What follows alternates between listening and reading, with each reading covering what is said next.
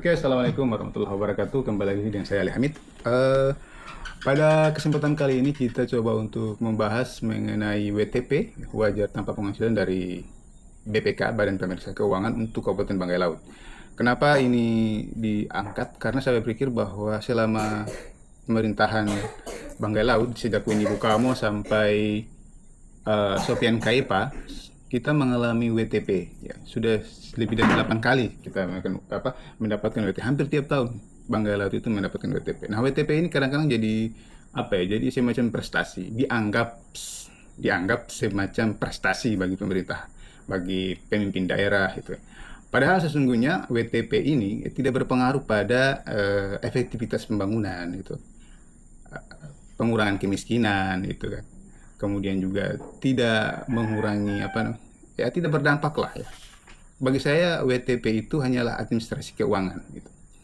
Nah, di tahun 2024 Banggai Laut itu juga WTP. Nah, alangkah bagusnya kita padukan antara image WTP sebagai sebuah prestasi dan WTP dari hasil laporan pemeriksaan BPK. Oke. Nah, saya punya dokumen LHP, laporan hasil pemeriksaan BPK, dan sudah saya analisis dan juga saya menggunakan AI untuk membantu saya dalam menganalisis laporan hasil pemeriksaan BPK Kabupaten Banggai Laut tahun 2024. Nah, ada banyak hal ketimpangan yang kita temukan di laporan hasil pemeriksaan BPK ini. Yang pertama, kalau kita lihat di laporan hasil pemeriksaan BPK itu ditemukan ada surplus anggaran yang kemudian menjadi silpa itu sebesar 30 miliar. Nah, jumlah yang sangat besar sekali itu. Sangat besar sekali. Jumlah ini setara dengan pendapatan asli daerah Banggai Laut gitu. Ya, sekitar 36 miliar gitu. Jadi susah-susah kita cari PAD melalui pajak, melalui retribusi, kita kumpulkan ya, pemerintah daerah kumpulkan ya, ternyata cuma jadi silpa gitu. Nah, silpa juga yang terlalu besar juga ini ya apa ya? Artinya pemerintah daerah Kabupaten Banggai Laut itu kurang menyerap anggaran. Gitu. Ya, padahal itu 30 miliar kalau dijadikan program dan sebagainya, itu sangat bermanfaat bagi pelayanan publik. Masyarakat bisa merasakan 30 miliar itu yang akan turun di masyarakat begitu. Nah, silpa juga ini sebenarnya ada positifnya ya. Kalau dia sebagai sebuah karena efisiensi, ya. Karena efisiensi anggaran, kemudian ada penyerapan anggaran, kemudian ada sisa itu bagus. Tapi kalau seandainya silpa ini adalah buruknya perencanaan keuangan daerah, itu, kemudian ada juga kegiatan yang tidak bisa dilaksanakan, begitu. Ini sangat buruk. Gitu. Itu temuan BPK di tahun 2024 di LHP-nya. Nah, yang kedua, di LHP pemerintah Kabupaten Banggai Laut itu ditemukan ternyata BPK menemukan menyoroti kinerja rumah sakit daerah Arian Kabupaten Banggai Laut. Nah, ditemukan bahwa BPK menemukan bahwa ada pencatatan administrasi obat yang kacau balau di rumah sakit. Maka tahun 2004 kita juga merasakan bahwa banyak sekali obat-obat yang kurang begitu. Tidak ada gitu. Harus ketika dikasih rekomendasi obat oleh dokter, keluarga pasien itu harus turun ke Banggai untuk ambil obat. Ternyata ya, cara percek gitu. Setelah BPK masuk ke dalam dan memeriksa, ada pencatatan obat yang kurang tertib. Kenapa ini bisa terjadi? Menurut BPK ada SDM, petugas, pegawai farmasi di apotek rumah sakit itu yang kurang paham atau SDM-nya kurang begitu. Itu laporan BPK ya. Nah, ini temuannya yang katanya tadi WTP ya. Dan yang ketiga ya, di LHP 2024 itu juga ditemukan ada pembayaran honorarium yang berlebihan. Ya. Pembayaran honorarium yang berlebihan. Artinya birokrasi ini ya menggandakan pendapatannya melalui honorarium. Di saat masyarakat lagi susah itu. Ya, birokrasi ini menggandakan pendapatan melalui honorarium, akhirnya kemudian ditemukan oleh BPK di LHP 2024. Kemudian yang terakhir. Nah, yang terakhir.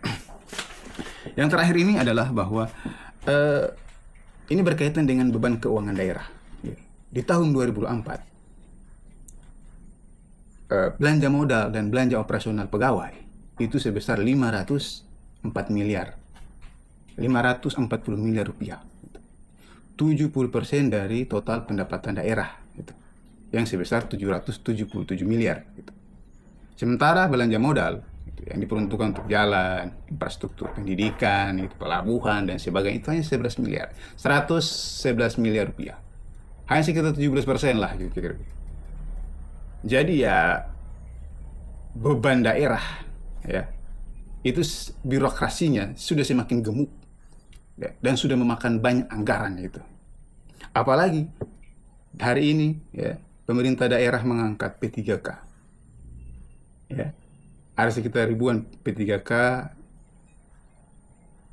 yang diangkat itu. Ya, artinya tambah lagi belanja pegawai dan belanja operasionalnya kan, gajinya. Ya.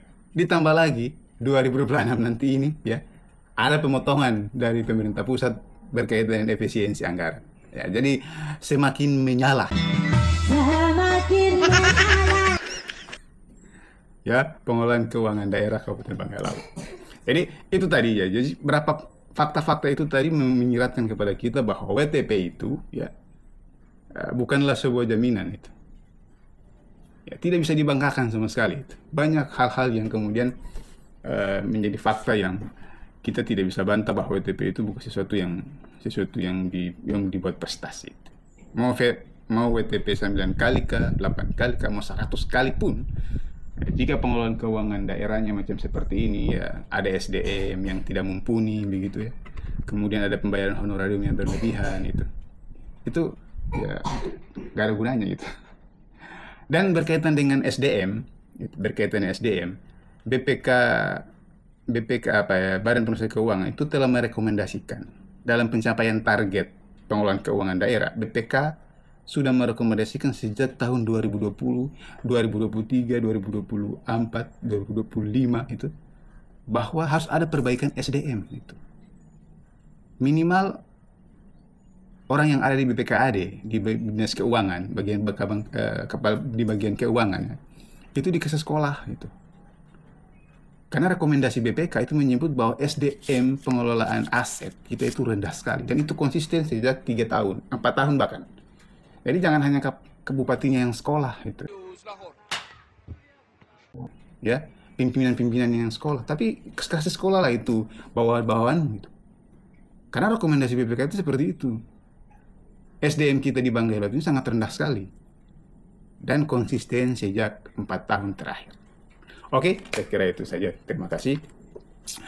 Oke, kita lanjut lagi nanti kita kembali bahas berbagai macam kebijakan-kebijakan daerah. Kita harus tahu bahwa kita harus kritis terhadap semua kebijakan-kebijakan pemerintah maupun pemerintah pusat atau pemerintah daerah karena itu berkaitan dengan halayak hidup semua orang di Bangka Laut ya.